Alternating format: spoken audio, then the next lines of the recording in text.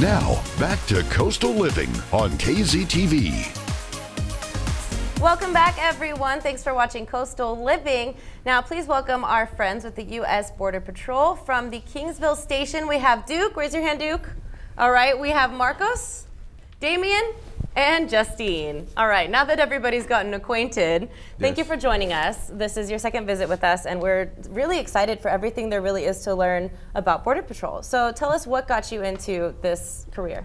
Well, actually, it's a pretty emotional story for me. My uncle was a police officer in Washington, D.C. He was the first responder to the active shooter at the Navy Yard. And so when he responded, he got shot twice in his legs and survived, but it was very emotional.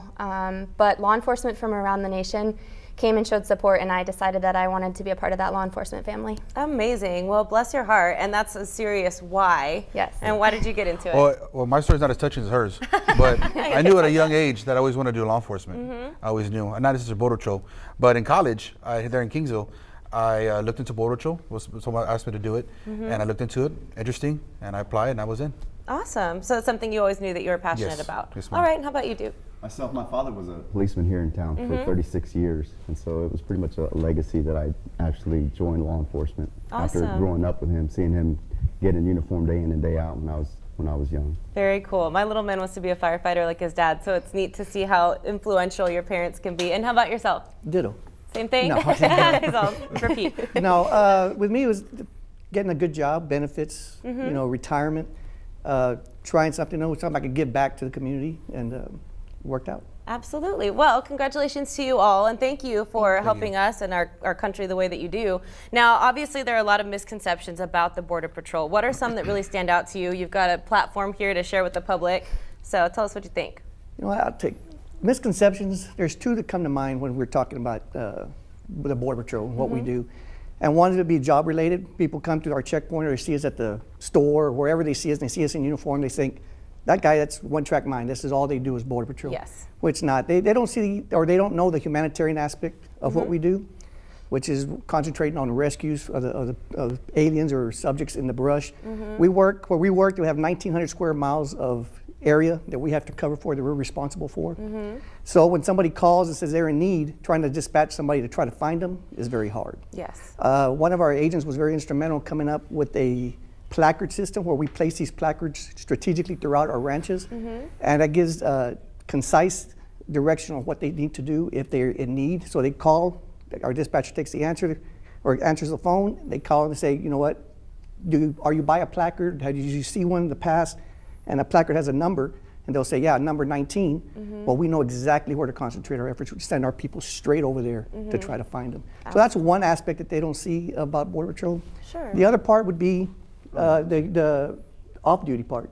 Yeah. They don't see us as, they see us as agents. They don't see us as fathers or You have daughters a uniform or on, mothers. it can be intimidating. Yeah, Sure. exactly. And we get that, we understand that. But we are coaches, we're volunteers, and we stress that to our agents to do that, to get rid of some stress by going and volunteering to the public. So, Absolutely. And we just saw some photos of you all volunteering. I think it was for Valentine's Day. Tell us about that. Yes, we actually just went to our local nursing home in Kingsville, and we made little Valentine's Day cards and handed them out with sugar-free chocolates, of course. Of course. And we've also gone to local soup kitchens, and What are you doing there, Damien?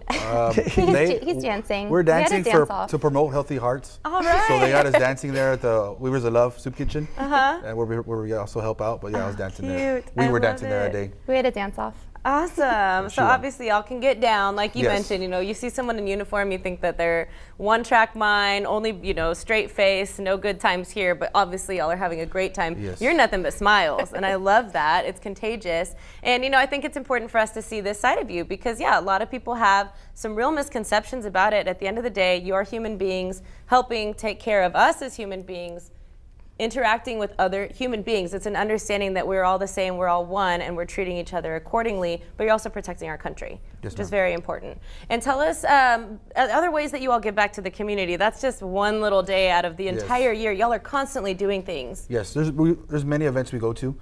For example, we do through the schools. We do Red Ribbon Week. We do Operation Stand Up, which is our anti-bullying campaign. Awesome. With all the schools in the area we go to, from elementary to high school. We also just go to read to the younger children, read books to them, talk to them, and also we revamped our Explore program for the station. Awesome. And tell us about the Explore program, Duke. So the Explore program, we just reinvigorated that program. We actually had to stop because our operational tempo had gotten so busy this past year, but we did reinvigorate it. We named it after one of our fallen agents, Javier Vega Jr., who was one of our agents here at the Kingsville station, and unfortunately succumbed to an off-duty injury and ended up passing away. Oh, I'm sorry for your But loss.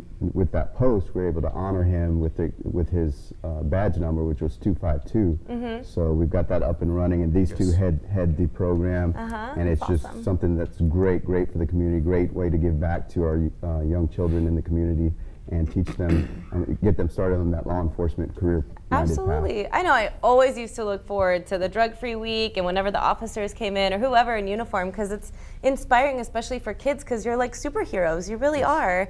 And on that note, besides volunteering in the community, what are some other takeaways that you get from your job every day? What keeps you going? I think that it's just, very rewarding knowing that, especially in this position, we're making a difference. We're going out there, we're putting a better light on the Border Patrol and letting the children, adults, elderly see that, we are human. Absolutely. And you're just here to help. And, like you said, you have an amazing story. Your why. A lot of y'all are inspired by your parents or grew up with this dream, and you've made that dream come true. You're someone in uniform. We absolutely respect you all, and we appreciate you coming on to share just a little smidge of your story. But we have plenty more visits to partake on. Hopefully we'll get our feet wet and come visit you all and get the real inside scoop on what y'all do behind the scenes. Y'all are going to make us sweat, and I'm looking forward to it. Well, thank you all so much for joining us today. So much respect for you all and everything you do. You're putting your lives on the line, and we really appreciate you all for that. All right, look forward to having you back, guys. I'm ready. Something about one of those Virtual. 3D virtual guys. I'm excited for it, and you should be too. Okay, we're wrapping up the show. When we come back, you're watching Coastal Living.